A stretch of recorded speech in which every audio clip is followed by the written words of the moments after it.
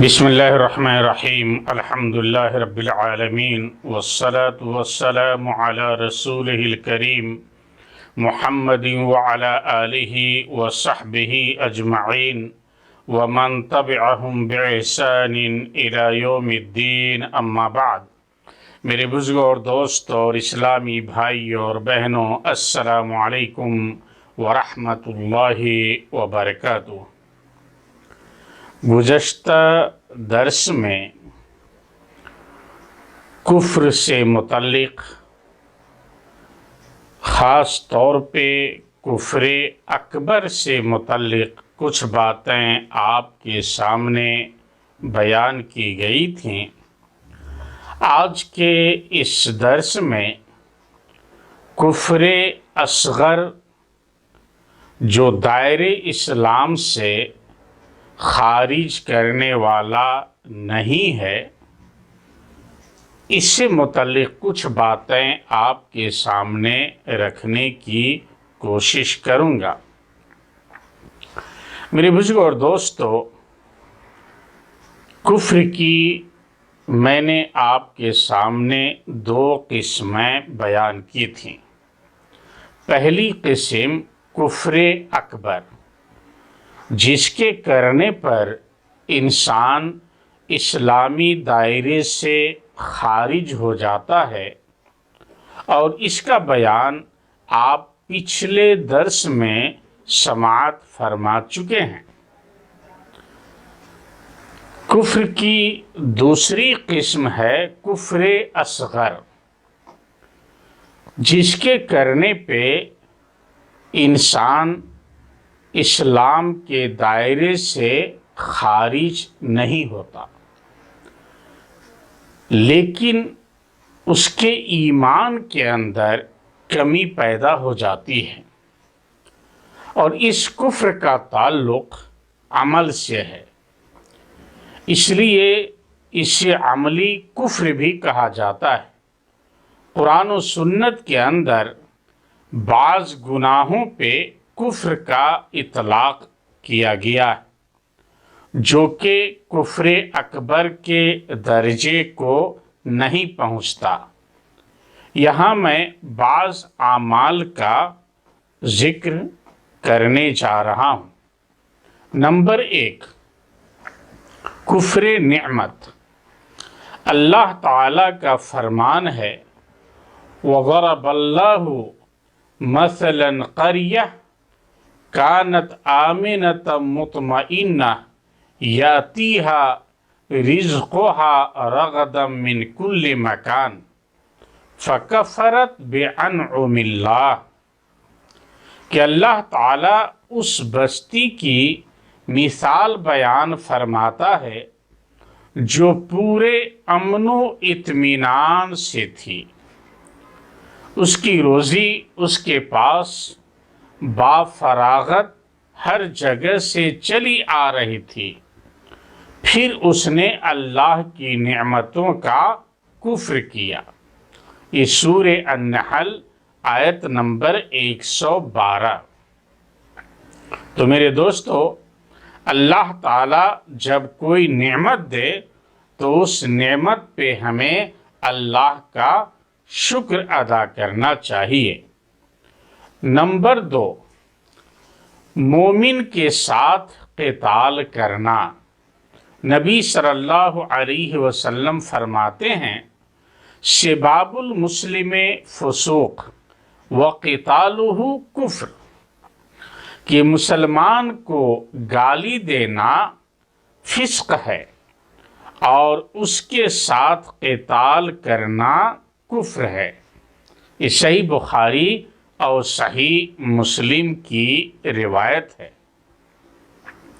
Number 3، کسی غیر کی طرف اپنی نسبت کرنا یا اپنے نسب کا انکار کر دینا۔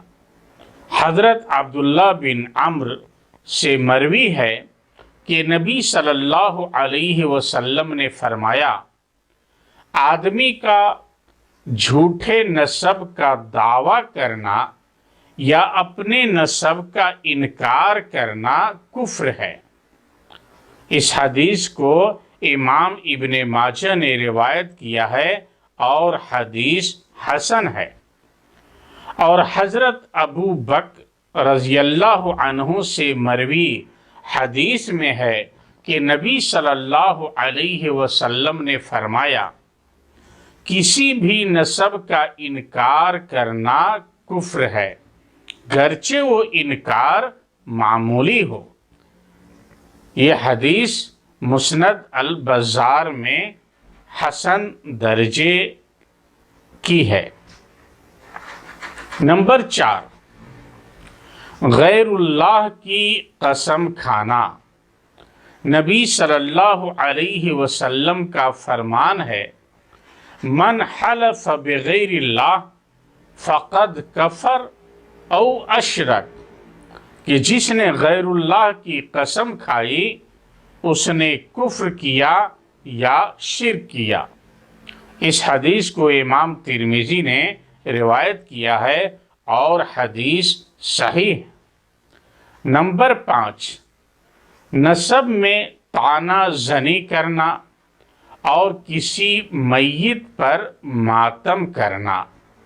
حضرت ابو ہریرہ رضی اللہ عنہ سے مروی ہے کہ نبی صلی اللہ علیہ وسلم نے فرمایا، اثنتان فی الناس ہما بہم کفر، الطعن فی النسب والنیاحۃ علی المیت، کہ دو چیزیں لوگوں میں ایسی ہیں جن سے کفر سرزد ہوتا ہے، ایک نسب میں طعن و تشنیع کرنا اور دوسری چیز میت پر نوحہ اور ماتم کرنا۔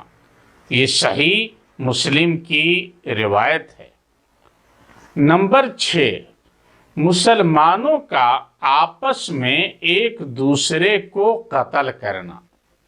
نبی صلی اللہ علیہ وسلم فرماتے ہیں، لا ترجعوا بعدی کفارا یضرب بعضکم رقاب بعض، کہ میرے بعد کافروں جیسا نہ ہو جانا کہ ایک دوسرے کی گردن اڑانے لگو۔ یہ صحیح بخاری اور صحیح مسلم کی روایت ہے۔ اللہ تعالیٰ نے آپس میں قتال کرنے والے دونوں فریق کو مومن کہا ہے، چنانچہ اللہ تعالیٰ کا فرمان ہے، وَإِن طَائِفَتَانِ مِنَ الْمُؤْمِنِينَ اقتتلوا فَأَصْلِحُوا بَيْنَهُمَا، کہ اگر مسلمانوں کی دو جماعتیں آپس میں لڑ پڑیں تو ان میں میل ملاپ کرا دیا کرو۔ سورہ الحجرات آیت نمبر 9۔ میرے دوستو، نیز قتال کے باوجود اللہ نے انہیں ایک دوسرے کا بھائی کہا ہے۔ اللہ تعالیٰ فرماتا ہے، انما المؤمنون اخوہ فاصلحوا بین اخویکم، کہ سارے مسلمان بھائی بھائی ہیں، پس اپنے بھائیوں میں میل ملاپ کرا دیا کرو۔ اس سے واضح ہوا کہ اوپر کی قرآن و سنت کے مطابق جو وارد کفر آیا ہے اس سے مراد کفر اصغر ہے، جس کے کرنے پر انسان ناقص الایمان، کمزور ایمان والا کہلا سکتا ہے، اسے اسلام کے دائرے سے خارج نہیں کیا جا سکتا۔ باقی باتیں اگلے درس میں بیان کرنے کی کوشش کی جائیں گی۔